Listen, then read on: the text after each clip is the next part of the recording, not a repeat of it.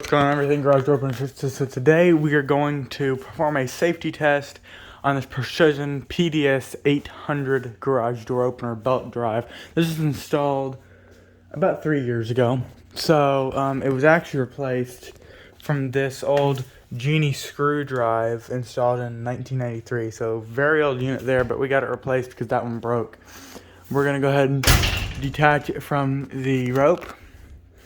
Go ahead and try to lift the door up. It's actually pretty heavy, heavier than most. I don't know if that's just because it's newer or what, but so we're gonna put it there.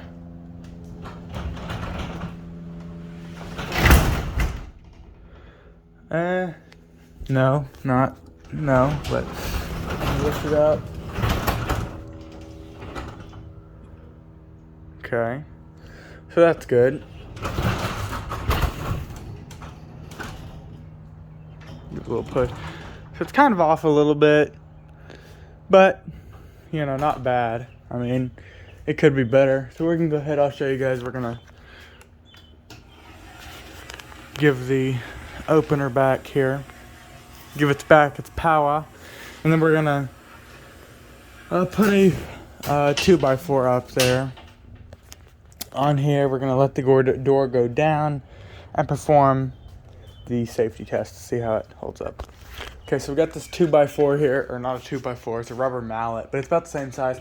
We're gonna let the door go down and see what happens. So it should safety reversal, come back up. There we go. Okay, so you can see that it did work.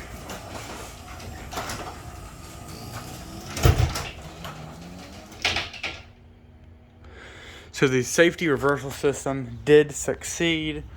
So that's real good, real good. Now we're going to test the safety sensors.